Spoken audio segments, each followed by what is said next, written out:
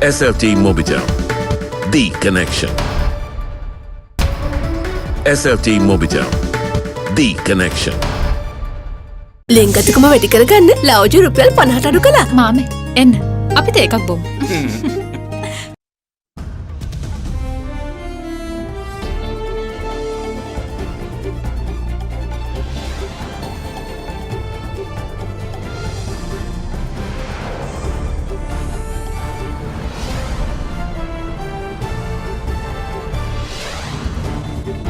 Tonight, trading charges. UN Human Rights Commissioner continues call for action as Sri Lanka continues to list out its rejection reasons. I call on the Council to explore new ways to advance various types of accountability at the international level. Incorporating many issues of governance and matters that are essentially domestic for any self-respecting sovereign country. Right at the top, the Easter Commission report says the Sirisena Wickremesinghe-led government must be held directly responsible. Is it working? Sri Lanka gets second vaccine batch from India as Colombo district daily cases drop below the 100 mark. All this and much more coming up on this Thursday, the 25th of February 2021. Alcohol අඩංගු hand sanitizer භාවිත කරන්න. ලෙඩ රෝග ඇති කරන විෂ බීජවලට එරෙහිව සටන් කරන්න. හඳුන්වා දීමේ මිල රුපියල් 350යි. From AdaDerana, this is AdaDerana First at 9. Live from Studio 24 in Colombo.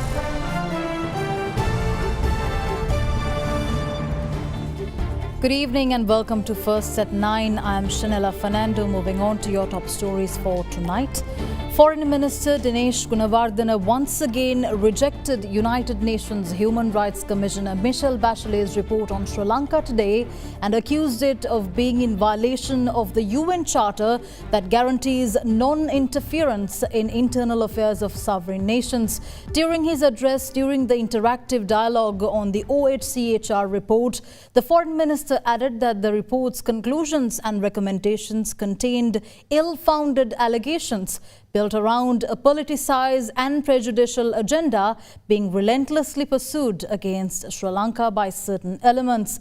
Meanwhile, during her address, UN Human Rights Commissioner Michelle Bachelet called on the Council's members to consider advancing accountability against Sri Lanka at international levels, citing signs that violations could be repeated as successive governments have failed to deliver truth and justice. Meanwhile, in what could be a display of the clear Western bias behind the resolution, a total of 21 countries outside the Western region showed support for Sri Lanka against the resolution. The interactive dialogue sessions on the OHCHR report titled Promoting Reconciliation, Accountability and Human Rights in Sri Lanka was held today with United Nations High Commissioner for Human Rights Michelle Bachelet leading the charge for international action against what she calls signs that previous human rights violations may be repeated by the Sri Lankan government. Nearly 12 years after the end of the armed conflict, domestic initiatives have repeatedly failed to ensure justice for victims and promote reconciliation. Despite commitments made in 2015, the current government, like its predecessor, has failed to pursue genuine truth-seeking or accountability processes. Moreover, the systems, structures, policies, and personnel that gave rise to such grave violations in the past remain and have recently been reinforced. The space for civil society and independent media is now rapidly shrinking. The independence of the judiciary, the Human Rights Commission of Sri Lanka, the National Police Commission, and other key bodies has been deeply eroded by the recently adopted 20th Constitutional Amendment. The growing militarization of key civilian functions is encroaching on democratic governance. Tamil and Muslim minorities are being excluded by divisive and discriminatory rhetoric, including from the highest state officials. The policy of forced cremation of COVID-19 victims has caused pain and distress to the minority Muslim and Christian communities. And now there are clear warning signs that past patterns of violations could be repeated. The government has obstructed investigations and judicial proceedings into emblematic human rights cases. By repeatedly failing to advance accountability for past human rights violations, committed, and by withdrawing its support for the Council's Resolution 30/1 and related measures, the government has largely closed the door on the possibility of genuine progress to end impunity through a national process. For these reasons, I call on the Council to explore new ways to advance various types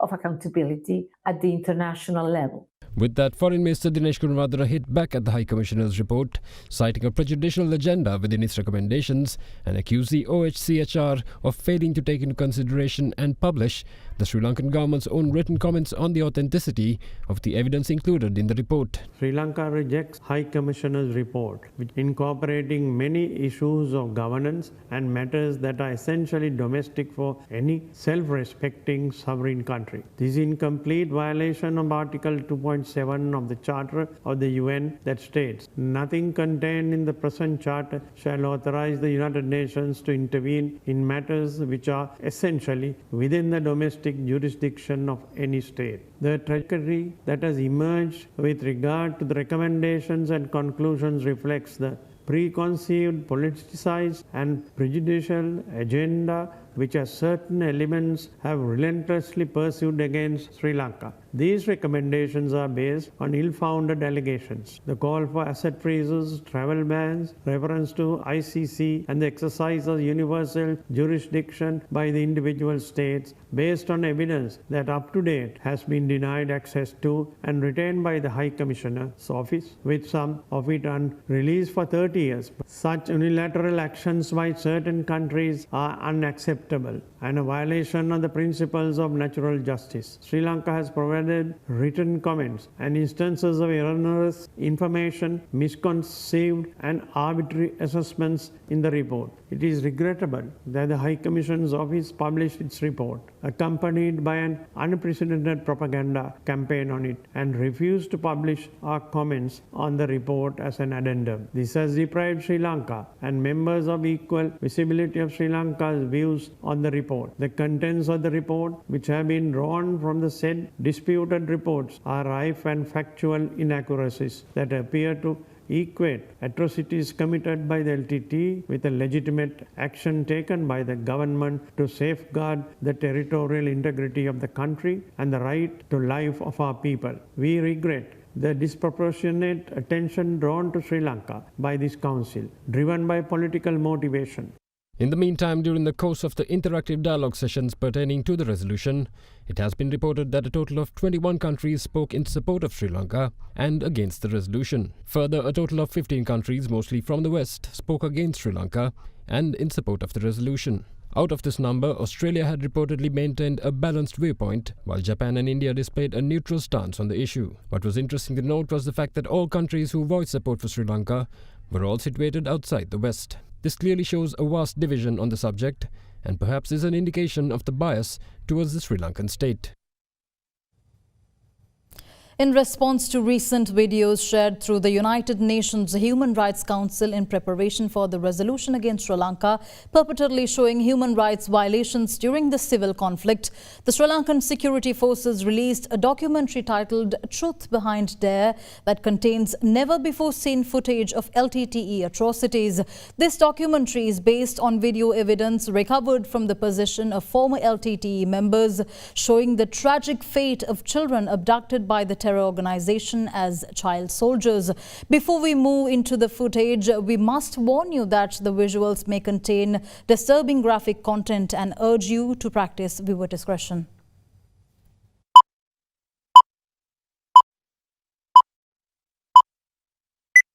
At a time when Sri Lanka is currently under the spotlight for alleged human rights violations committed during the civil conflict, and with the government having accused the UN agency of launching a concreted propaganda campaign to factualize their allegations, the Sri Lankan military released a documentary video yesterday containing never-before-seen footage captured from combatants. The footage, which shows the brutal training methods utilized by the terror outfit for child soldiers, can be somewhat difficult to watch at times. Thousands of Northern Province youth were hence denied their chance for a normal upbringing and instead still carry the scars of the almost inhuman acts of violence they were trained to carry out against government forces. The documentary shows how child soldiers and adults alike were trained by the LTTE. Further, LTTE combatants are shown engaging in desecration of the corpses of civilians that have been shot dead by them. Meanwhile, the video clip also contains some rather graphic content, including the cold-blooded killing of soldiers, innocent civilians and animals as well. Some of the training footage shows terrorists using domestic animals and pets as targets and for desensitizing their recruits to the horrors of taking a human life. This is the first time since the end of the 3-decade conflict in Sri Lanka that such footage of LTTE atrocities has been released to the public. Sri Lanka's best health insurance with the fastest claim settlement. Soft Logic Life. Pay just 500,000 rupees to reserve your unit today. Mulberry Residence. The final report of the Presidential Commission investigating the Easter attacks has concluded that former President Maithripala Sirisena and former Prime Minister Ranil Wickremesinghe bear the full responsibility of the deadly attacks. The report also concludes that the government during the 2015 to 2019 period did not prioritize national security as is expected from a functioning government.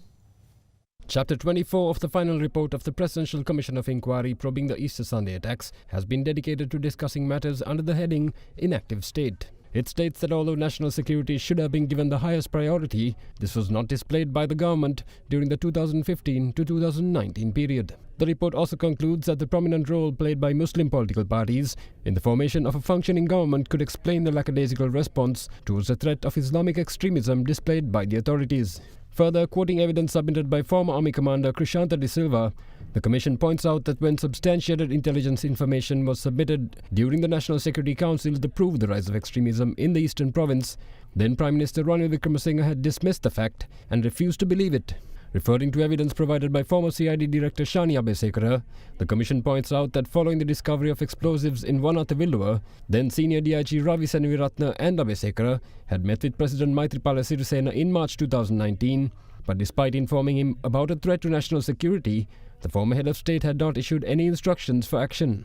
The Presidential Commission also concluded that the lack of a concerted approach by the government towards the threat of Islamic extremism had affected the activities of the country's intelligence services, creating competition among them, leading to a serious setback to national security. It further states that due to such negligence, a total of 8 opportunities to prevent the attacks were lost, involving law enforcement and civilians as well. Therefore, the Presidential Commission has concluded in its final report that the inaction of the government in considering these matters provided an excellent opportunity for Zahra and Hashim to launch an attack within the country. Meanwhile, in the report's executive summary, the Presidential Commission states that the government led by former President Maithripala Sirisena and former Prime Minister Ranil Wickremesinghe must be held directly responsible for the attacks. Accordingly, the Commission has proposed the drafting and adoption of a national security policy and the formulation of constitutional amendments for their implementation. This is breaking news on AdaDerana 24. Meanwhile, in news just in, Minister of Health Pavitra Vanniyarachchi is set to sign and publish tonight the Gazette notification permitting the burial of the remains of COVID-19 victims. Let me repeat that. Minister of Health Pavitra Vanniyarachchi is set to sign and publish tonight the Gazette notification permitting the burial of the remains of COVID-19 victims. This is breaking news on AdaDerana 24. More news on the other side of this break. Stay tuned. Sunlight Care Naturals. ඔබේ ඇඳුම් care කරයි.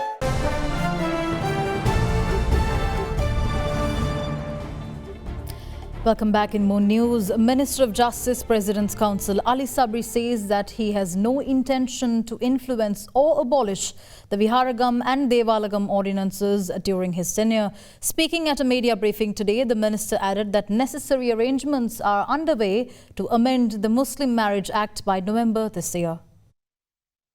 නොවැම්බර් වෙනකොට මුස්ලිම් නීතිය සංශෝධනය කිරීම සඳහා cabinet මණ්ඩලයට පත් කරලා තියෙනවා. හැබැයි ඒකේ අපි පැහැදිලිවම කියලා තියෙනවා සමාජයේ කතිකාවට ලකුණු දේවල් අවුරුදු 18 අවම වයස හැටියට අපි යෝජනා කළා. කාන්තාවත් අත්සන් කළ යුතුයි කියන එක අපි යෝජනා කළා. කාන්තාවන්ටත් ඒ පිරිමින්ට තියෙන අයිතිවාසිකම් අයිතිවාසිකම් දබා යුතුයි කියලා අපි යෝජනා කළා. ඊට පස්සේ ඒක කැබිනට් මණ්ඩලයට ගියාම තවදුරටත් සාකච්ඡා කරන්න පුළුවන්. එම නිසා මුස්ලිම් නීතිය පිළිබඳව අපි ගත යුතු දේවල් හැම කළා. ඒ අරුණම පොදු ස්ථානවල මුහුණ ආවරණය කිරීම නොකළ යුතුයි කියන එක. අපි ඒක අපි ප්‍රජාවක් ඉලක්ක කරගෙන නෙවෙයි. රටේ ආරක්ෂාව සම්බන්ධ. මේ මුහුණ ආවරණය කරගෙන පොදු ස්ථානවල ඉන්න බෑ කියන එක සාමාන්‍යයෙන් අපි ජනප්‍රියව කියනවා බුර්කා බෑන් එක කියලා. ඒකත් අපි කැබිනට් එකට ඉදිරිපත් කළා තියෙනවා. කැබිනට් එකේ යවලා තියෙන ඉඳ මේ වැඩපිළිවෙල එහෙම යනවා. මම අනිවාර්යයෙන්ම කියන්නට ඕන කිසිසේත්ම මම අධිකරණ ඇමතිවරයා වශයෙන් ඉන්නකම් බෞද්ධ විහාරගම් දේවල් පනතට යහෝසි කරන්නවත් අතබාන්නවත් කිසිසේත්ම අපේ බලාපොරොත්තුකුත් නැහැ, කරන්නෙත් නැහැ, හීනෙන්වත් හිතලවත් නැහැ. මේ රටේ පුළුවන් මේ සිංහල බෞද්ධ ජනතාවට විරුද්ධ එහෙම නැත්නම් උන්ගේ පාරම්පරික අයිතිවාසිකම් වලට විරුද්ධව මට නීති කියන්න. මම එච්චර මොඩෙන් නෙවෙයිනේ. German ambassador to Sri Lanka and the Maldives, Holger Subert, says that the German government is keen on having Sri Lankan exporters embrace the proposed new German supply chain laws. He also added that with the law centered on the preservation of human rights, any company or supplier within Germany or in a foreign country will be excluded from enjoying the benefits the law facilitates if they have violated human rights. A workshop was organized by the Friedrich Naumann Foundation in partnership with the delegation of the German Industry and Commerce in Sri Lanka recently in Colombo under the topic of sustainable supply chains as a driver of global competitiveness. It was conducted with the objective of promoting the adoption of the German law pertaining to supply chains in Sri Lanka. Speaking there, German ambassador to Sri Lanka, Holger Seubert, said that it will give Sri Lankan companies better access to global markets such as the European Union and the United States and prevent companies with questionable human rights records from accessing those markets. Germany is now close to finalize its own supply chain law. The law will place mandatory obligations on bigger companies to ensure that certain standards are observed throughout the value chain. Any violation of the law will lead to fines or other sanctions. In the event of a severe violation, the company concerned may even be excluded from public procurement for 3 years. Suppliers from abroad must also comply with those standards. Their business activities too must not have adverse effects on human rights. In case they would, adequate measures would have to be taken and remedies provided. The aim of the project is to sensitize companies in Sri Lanka exporting to the EU on necessary standards in supply chains. Meanwhile, the Deputy Chairman of the Sri Lanka Apparel Exporters Association, Shirendra Lawrence, stated that one of the challenges faced by exporters in terms of standards is deciding which certifications are necessary for their businesses. So you have these international standards and trying to sometimes understand which is the one that you invest time and effort in so you don't confuse yourself also. And for us as manufacturers, we have to take into account the national law, we have to take into account our own codes of conduct and the international markets you go to. So it's a bit of a confusing space, and sometimes the challenge is not so much getting accredited to a standard. It's actually identifying which standard you want to get accredited to and setting your mind on that and making it happen. Chief Epidemiologist Dr. Sudat Samaravira has urged the public not to avoid the vaccine based on the perception that tobacco and alcohol use is a barrier. He added that neither the WHO nor the vaccine manufacturers have announced that such habits can be an obstacle in getting vaccinated. In the meantime, Sri Lanka received the second consignment of COVID-19 vaccines from India this afternoon as daily cases in the Colombo district dropped below the 100 mark yesterday.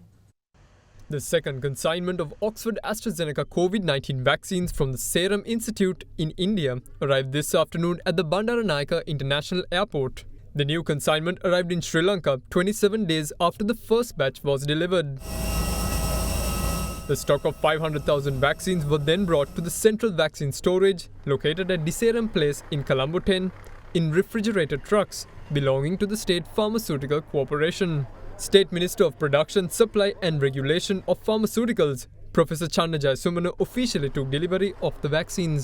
ලංකාවේ අවුරුදු 18ට වැඩි එන්නත් ලැබිය යුතු කාණ්ඩයේ සියලුම දෙනාට එන්නත් ලැබීම අප රජයක් හැටියට තහවුරු කරනවා. ඒ සඳහා ගතවන කාලය වෙනස් වෙන්න පුළුවන් සැපයීම අනුව කෙසේ නමුත් එන්නත ලැබිය යුතු සියලු දෙනාට අපි කිසිදු වෙනසකින් තොරව එන්නත ලබා දීමට කටයුතු කරනවා. දෙවනි වටේ මාත්‍රා ලබා දෙන්නේ සති 10ත් 12ත් අතර කාලයක් නිසා එම කාලය ගත වීමට පෙර ඉදිරියට තවත් එන්නත් ලැබීමට නියමිත නිසා මෙම එන්නත් මාත්‍රා ලක්ෂ 5ත් අපි ඍජුවම පළවෙනි වටේදී ලබා දීම සඳහා යොදා ගන්නයි බලාපොරොත්තු වෙන්නේ. Meanwhile, with reports of some sections of the public showing some apprehension towards getting vaccinated owing to rumours of certain prohibitions on consumption of alcohol beverages, Dr. Sudat Samaravira offered a clarification today. අපි සෞඛ්‍ය අමාත්‍යාංශයේ විදිහට දිගින් දිගටම අපි දකිනවා අපි පෙනී හිටිනවා දුම්පානය කිරීම සුදුසු නැහැ දුම්පානයෙන් වළකිය යුතුයි සියලුම ජනතාව ඒ වගේම මත්පැන් පානයෙන්ුත් වළකිය යුතුයි නමුත් එන්නත් ලබා ගැනීමේදී ලෝක සෞඛ්‍ය සංවිධානය හෝ කිසිම අවස්ථාවක ඖෂධ නිෂ්පාදනය කරපු පර්යේෂණ ආයතන හෝ වෙනත් විශේෂඥ වෛද්‍යවරු හෝ කිසිම කෙනෙක් කොහෙවත් කියලා නැහැ එන්නත ලබා ගැනීමට මත්පැන් පානය කිරීම හෝ දුම්පානය කිරීම යන පුරුදු පැවතීම යම්කිසි විදියකින් බාධාවක් කියලා ඒක නිසා අපි සියලුම දෙනාගෙන් ඉල්ලා හිටිනවා තමුන්ගේ මොන විදියේ පුරුදු තිබුණත් එන්නත ලබා ගැනීමෙන් වළකින්න එපා එන්නත ලබා ගන්න කිසිම පැකිලීමක් බයක් වෙන්න එපා. Meanwhile, health authorities commenced inoculations for another day in several vaccination centres in Colombo in a bid to protect vulnerable groups. This included judges and the staff at the Supreme Court in Halfsdorp as well. In the meantime, the total number of people vaccinated against COVID-19 in Sri Lanka increased to 378,603 after 11,696 more received the jab yesterday. Meanwhile, the total number of COVID-19 cases detected in 24 districts across the island yesterday stood at 458. Although Colombo topped the infection list, this time around it only reported 94 infections, possibly a sign that vaccinations could be taking effect. In addition, 76 infections were reported from the Gampar district, along with 59 from Ratnapura, 38 from Kandy, 28 from Kurunegala, 25 from Nuwara and 22 infections each from Kalutara and Matale. The remaining 94 infections were reported from 16 other districts. In the meantime, 2 more COVID-19 related deaths occurred during the day, increasing the total to 459. During the course of today, 464 COVID-19 infections were detected so far. Meanwhile, 447 more COVID-19 recoveries were reported during the day, bringing the total number since the first wave to 76,961. We'll return after this short commercial break. Don't go away.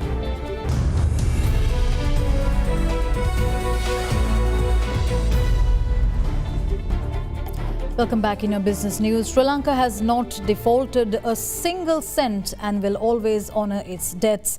These remarks were made by State Minister of Money, Capital Market and State Enterprise Reforms, Ajit Niwad Cabral, during a media briefing held at the Ministry of Finance today. During the media briefing, the minister also said that the government has targeted 32 billion rupees as foreign inflows this year, while focusing on earning 1 billion rupees through gem exports. Sri Lanka had a debt of 17%, which is from international sovereign bonds. That was the only area where there was some discussion in the rating agencies as well as in various international fora. But we have responded to those every time by making payments exactly on time. Sri Lanka has not defaulted 1 cent at any time. And I want to make that very clear to everyone that Sri Lanka will honour its debts. For the last 73 years we have honoured it and will do so in the future as well. We have even gone to the extent of curtailing imports so that we'll conserve our foreign currency in order to be able to pay the debts on time. So a country that has been having that kind of a commitment should be looked at as an example in its debt payment capacity as well as commitment, and not the other way around. We have targeted to have inflows of 32 billion this year with a focus on gem exports, which we believe are very highly understated in Sri Lanka. We have removed the gem exports taxes, and some other charges that were imposed also are being removed, and we are confident that we could have exports of around $1 billion this year and going up at least by $1 billion each year thereafter. There are various instances where people ask us as to why we don't want to access the IMF. It's not that we have anything against the IMF. We need to now find ways and means in which we can increase the foreign exchange inflows into the country. And that is the way that we can do this entire management of the economy in a very sustainable manner. So as a government, we are confident that the necessary forex inflows can be generated within our economy. We are working on different areas which can provide those inflows to come into the country, and we are confident that we will be able to meet all our debts as well as all the build-up of the reserves with those inflows, which we are now targeting and moving towards very, very diligently. The Sri Lankan rupee closed steady at 194 rupees and 50 cents to 195 rupees and 50 cents to the US dollar after closing at 194 rupees and 50 cents and 195 rupees to the US dollar yesterday.